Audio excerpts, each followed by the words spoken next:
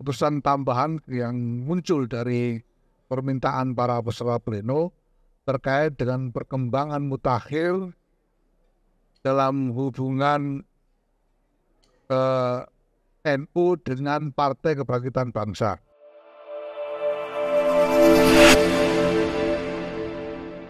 Alhamdulillah, pleno Kongres Besar Nahdlatul Ulama telah kami selesaikan, dimulai sejak kemarin siang dan ditutup baru saja siang ini. Dan pleno ini telah menghasilkan sejumlah keputusan yang strategis untuk pengembangan Nahdlatul Ulama ke depan. Yang pertama adalah keputusan tentang rencana strategis Nahdlatul Ulama untuk 3 tahun ke depan sampai dengan 2027 yang merupakan desain awal dan pondasi bagi pengembangan satu model strategi organisasi yang menyeluruh dan koheren secara nasional. Rencana strategis ini nanti akan dijabarkan ke dalam rencana-rencana strategis di tingkat daerah, mulai provinsi, kabupaten, sampai dengan kecamatan dan desa, sesuai dengan struktur kepengurusan Nahdlatul Ulama dan juga dengan badan-badan otonom yang ada di lingkungan Nahdlatul Ulama seperti Muslimat NU, GP Ansor NU, Fatayat NU, IPNU, PPNU, dan lain-lain. Yang kedua, telah diputuskan juga desain strategi transformasi digital NU beserta dengan model platformnya. Jadi PBNU telah berhasil membangun satu platform digital yang nantinya akan diperlakukan sebagai wahana penyelenggaraan organisasi secara digital, secara menyeluruh dan nasional yang melibatkan bukan hanya struktur Nahdlatul Ulama, struktur organisasi NU dari pusat sampai ke desa, tapi juga struktur badan-badan otonom NU semuanya akan diintegrasikan ke dalam wahana digital yang dibangun oleh PBNU ini.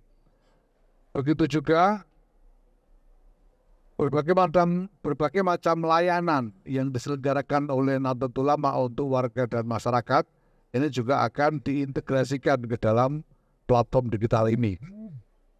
Maka kami sebut platform digital ini sebagai dengan nama Digdaya NU, digitalisasi data dan layanan Nahdlatul Ulama. Kemudian yang ketiga sebagai keputusan pleno adalah desain Akademi Kepemimpinan Nasional NU yang akan menjadi satu wahana pendidikan kader pemimpin NU dengan materi, dengan kandungan kapasitas-kapasitas bukan hanya yang relevan untuk konteks kepemimpinan domestik dalam negeri saja, tapi juga relevan untuk kepemimpinan dalam konteks internasional. Dan untuk ini Nahdlatul Ulama akan bekerja dalam satu jaringan internasional yang luas, mulai dari Timur Tengah, Amerika Serikat, Eropa maupun Afrika. Dan jaringan itu sudah terbentuk dalam rentak waktu yang cukup lama sampai sekarang, dan ini akan diaktifkan untuk mendukung Akademi Kepemimpinan Nasional Nahdlatul Ulama. Akademi ini kita umumkan sekarang, saat ini, tapi baru akan kita mulai tahun depan. Programnya sendiri baru akan kita mulai tahun depan, tapi kami umumkan saat ini untuk memberi kesempatan kepada kader-kader Nahdlatul Ulama mempersiapkan diri. Karena kami akan menetapkan syarat keikutsertaan yang cukup tinggi standarnya, antara lain bahwa para peserta, mereka yang ingin ikut serta dalam program ini harus memiliki kecakapan berbahasa Inggris dengan TOEFL 650 dan juga diutamakan diikuti juga dengan kecakapan berbahasa Arab. Dan di dalam seleksi nanti akan dilakukan semacam tes menyangkut berbagai wawasan, termasuk wawasan sosial, ekonomi, politik, domestik, dan wawasan geopolitik sebagai syarat pengetahuan dasar bagi para calon peserta, dan juga akan diseleksi dengan psikotes untuk mendapatkan kader-kader dengan karakter yang paling unggul di antara mereka yang ingin mengikuti program ini. Maka kami beri kesempatan kepada kader-kader yang berminat untuk mempersiapkan diri selama setahun ini sebelum nanti tahun depan, bulan Agustus tahun depan, kita akan mulai program Akademi Kepemimpinan Nasional Nahdlatul Ulama ini. Nah, kemudian Pleno juga memutuskan sejumlah peraturan PBNU untuk meningkatkan kinerja organisasi, yaitu peraturan tentang pedoman penyelenggaraan kaderisasi, peraturan tentang pedoman penyelenggaraan konferensi atau forum-forum permusyawaratan, peraturan tentang tata cara pelantikan kepengurusan, peraturan tentang pedoman pelarangan rangkap jabatan, peraturan tentang bantuan perjalanan penugasan, dan peraturan tentang pedoman kerjasama usaha. Nah, mungkin yang bisa kami highlight terkait dengan peraturan-peraturan ini satu saja, bahwa PBNU menetapkan pelarangan kepada seluruh struktur kepengurusan NU untuk mengutip iuran dari warga yang dipergunakan untuk membiayai kegiatan organisasi. Semua kutipan atau sumbangan dari warga harus dikembalikan langsung kepada warga dalam bentuk sedekah, infak, atau zakat melalui lazisnu. Jadi tidak boleh mengutip iuran untuk kegiatan organisasi, termasuk misalnya iuran untuk membangun gedung kantor, iuran untuk mengadakan acara ini dan itu tidak diizinkan. PBNU juga melarang kepada seluruh jajaran pengurus NU di daerah untuk memberikan honor dalam bentuk apapun kepada petugas-petugas PBNU yang dikirim untuk melaksanakan tugas-tugas organisasi. Karena dari waktu ke waktu nanti akan ada petugas-petugas PBNU yang dikirim melaksanakan tugas di daerah-daerah, dan semua pembiayaannya akan ditanggung oleh PBNU, dan jajaran pengurus di daerah dilarang memberikan apapun kepada petugas PBNU tersebut. Nah, selanjutnya ada beberapa keputusan lagi yang dibuat oleh PBNU, yaitu bahwa pertama, PBNU memerintahkan kepada lembaga pendidikan Ma'arif dan Robito Mahid Islamiyah atau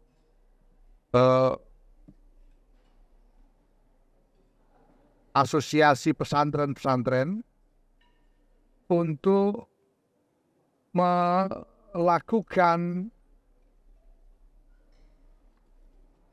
penelitian menyeluruh terhadap laporan adanya upaya penyimpangan atau membuat narasi yang menyimpang tentang sejarah berdirinya NU.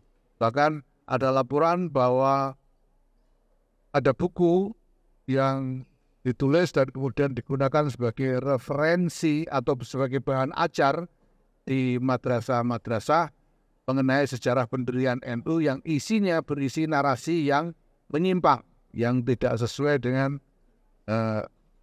yang sesungguhnya. Nah, ini kami memerintahkan kepada LP Ma'arif dan RMI untuk melakukan penelitian secara menyeluruh dan mendalam. Dan apabila memang ditemukan buku-buku atau bahan ajar yang seperti itu, ini harus dicabut, ya, harus ditarik dari peredaran dan tidak boleh dipergunakan di lembaga-lembaga pendidikan NU karena akan bukan hanya mengaburkan, bahkan menyimpangkan sejarah berdirinya NU.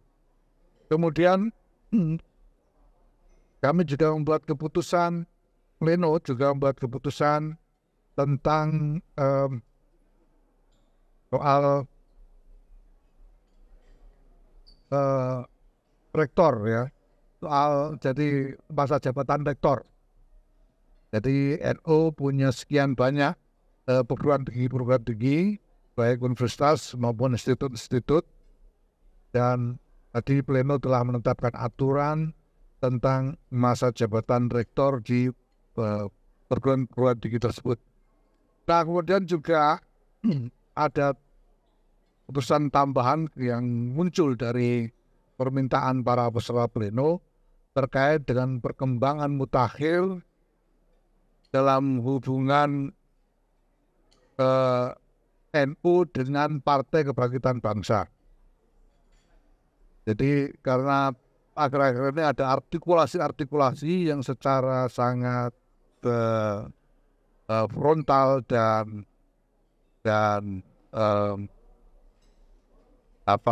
sangat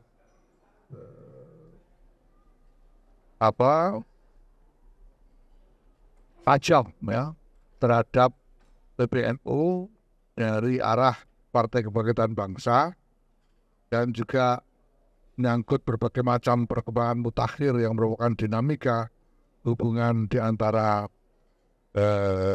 dua entitas ini. Ya, saya harus sampaikan terus terang bahwa ada banyak komplain ada dari para peserta pleno, ya. Dan kemudian untuk mencari jalan, kami tidak ingin membuat langkah yang tergesa-gesa terkait dengan ini. Maka kemudian pleno memberikan mandat kepada dua orang. Yang pertama adalah Kiai Anwar Iskandar, Wakil Rois Am, dan Bapak Amin Said Husni, Wakil Ketua Umum, untuk mendalami masalah ini dan kemudian memberikan rekomendasi-rekomendasi kepada PBNU mengenai langkah-langkah yang harus diambil. Ya. Kenapa dua orang ini? Karena Kiai Anwar Iskandar ini adalah di antara para as-sabiqunal awwalun dari Partai Kebangkitan Bangsa yang tersisa. Jadi generasi perintis, pendiri, dan pejuang awal dari PKB yang tersisa. Dulu ada Kiai Khalil Bisri, Kiai Idris Marzuki, Kiai Mas Subadar, Kiai Abdurrahman Budori, Kiai Warsun Munawar, dan sebagainya. Semuanya, Kiai Aziz Mansur, semua sudah tiada. Nah, ini masih ada satu Kiai Anwar Iskandar, maka beliau kita minta untuk memimpin upaya mendalami masalah ini. Dan Pak Amin Said Husni ini adalah juga wakil sekjen DPP PKB yang pertama dulu, ya, dan juga beliau juga adalah anggota asistensi dari tim 5 yang diberi mandat oleh PBNU waktu itu untuk mempersiapkan berdirinya Partai Kebangkitan Bangsa. Nanti kita lihat beliau berdua akan bekerja lebih lanjut dalam masalah ini dan memberikan rekomendasi kepada PBNU mengenai langkah-langkah yang harus diambil. Nah, mungkin perlu saya singgung sedikit atau saya berikan penegasan sedikit tentang sebetulnya prinsip dasar dari hubungan NU dengan PKB ini apa. Ya. Ada prinsip hubungan historis, ada hubungan irisan konstituensi, ada hubungan teologis dan lain sebagainya, hubungan tradisi ya. Tapi yang paling penting prinsipnya adalah begini, bahwa NU ini tidak mungkin dianggap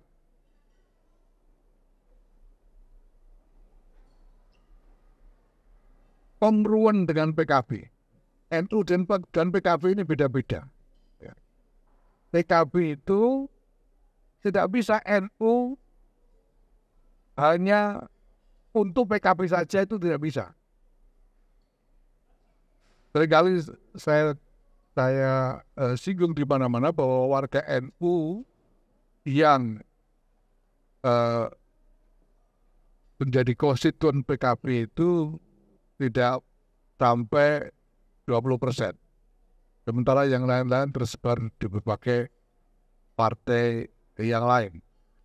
Nah, maka NU juga harus berpikir tentang hubungan dengan semua kekuatan politik yang ada, bukan hanya PKB. Ya, ini tidak berarti NU tidak mau berurusan dengan PKB atau NU berlepas diri dari PKB, tidak. Tapi NU tidak mau hanya mengurusi PKB saja. Ini kira-kira begitu.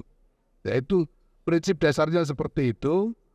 Tetapi bahwa kemudian ini menimbulkan semacam sentimen negatif dari sejumlah elit PKB sehingga mereka sampai menyerang PBNU dengan berbagai macam serangan yang sangat tajam. Nah, ini menjadi persoalan bagi PBNU karena ini jadi soal lembaga, yang ya katakanlah disepelekan, direndahkan dan lain sebagainya, dan PBNU secara kelembagaan perlu mengambil sikap dan mungkin mengambil langkah-langkah terkait dengan hal ini.